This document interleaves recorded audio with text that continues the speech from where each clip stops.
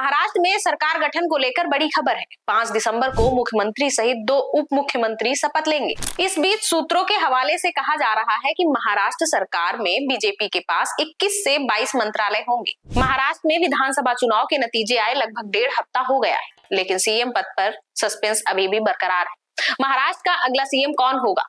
4 दिसंबर को बीजेपी विधायक दल की बैठक में इस सवाल का जवाब मिलने की उम्मीद है। इस बैठक के लिए बीजेपी ने गुजरात के पूर्व सीएम विजय रूपाणी और वित्त मंत्री निर्मला सीतारमण को पर्यवेक्षक नियुक्त किया है। शिंदे की नाराजगी के बाद राज्य में बीजेपी ने भले ही अपना रुख कड़ा किया हो, लेकिन राज्य के सियासी घटनाक्रम में अभी कई उलटफेर होने की संभावना व्यक्त की जा रही। महाराष्ट्र में महायुति की बड़ी जीत के बाद देवेंद्र फडणवीस की पुख्ता दावेदारी मानी जा रही। उनके सीएम बनने की उम्मीद है, लेकिन राजनीति के जानकार सरप्राइज से भी इनकार नहीं कर रहे।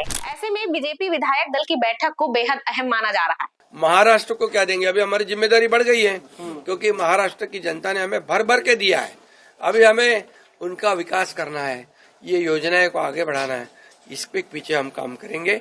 इतने में जो सवाल ये उठ रहे हैं सर, अपोजिशन की तरफ से सवाल ये उठ रहे हैं कि तारीख घोषित हो गई है, स्थल घोषित हो गया है, पर सीएम अभी तक घोषित नहीं किया। अरे भैया, उनकी कल मीटिंग है ना, विधानमंडल पक्ष की उनकी मीटिंग है, उसमें तय हो जाएगा। क्यों चिंता करते हो? 5 तारीख तो हुई है, तो आप चिंता मत करो, सब बराबर हो जाएगा। पूर्व सीएम देवेंद्र फडणवीस का नाम सबसे आगे चल रहा है। फडणवीस के नाम पर अजीत पवार भी राजी है। महाराष्ट्र में बीजेपी गृह और राजस्व जैसे पद बने रह सकते हैं। इसके साथ ही पार्टी के खाते में स्पीकर और विधान परिषद के चेयरमैन का पद भी जा सकता है। एनसीपी को वित्त, जबकि शिंदे की शिवसेना को शहरी विकास मंत्रालय मिल सकता है। इसके अलावा बाकी मंत्रालयों पर बाद में चर्चा की जाएगी। इसके साथ ही 16 दिसंबर से नागपुर में महाराष्ट्र विधानसभा का शीतकालीन सत्र शुरू होगा। इससे पहले मुंबई में महायुति के तीनों नेता देवेंद्र फडणवीस, एकनाथ शिंदे और अजीत पवार मीटिंग करेंगे और नए मुख्यमंत्री से लेकर मंत्रिमंडल फार्मूले पर सहमति जताएंगे। हालांकि कार्यवाहक सीएम एकनाथ शिंदे अभी भी अस्वस्थ हैं। इस वजह से लगातार बैठकें टल रही हैं। वे बुखार से पीड़ित हैं, इससे कमजोरी महसूस कर रहे हैं। जो हाल शिंदे का है, वही हाल उनकी पार्टी का भी है। महाराष्ट्र चुनाव में महायुति को 232 सीटें मिली हैं। बीजेपी ने 132, शिवसेना शिंदे गुट ने 57 और अजीत पवार की एनसीपी 41 सीटें हासिल की है।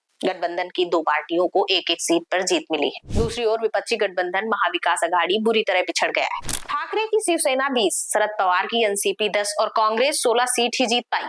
राजनीतिक जानकारों की माने तो 4 दिसंबर को सीएम के पद से भले ही सस्पेंस खत्म हो जाए, लेकिन शिंदे और मंत्रियों को लेकर सस्पेंस की स्थिति शपथ ग्रहण समारोह तक रह सकती है, क्योंकि अभी जो स्थिति है उसमें बीजेपी शिवसेना की बहुत ज्यादा सुनने के मूड में नहीं दिख रही। कुछ ऐसी स्थिति शिवसेना के खेमे में है। शिंदे जहां गेंद केंद्र के पाले में डाल रहे हैं, तो वहीं उनकी पार्टी के नेता शिंदे की अहमियत को गिना रहे हैं।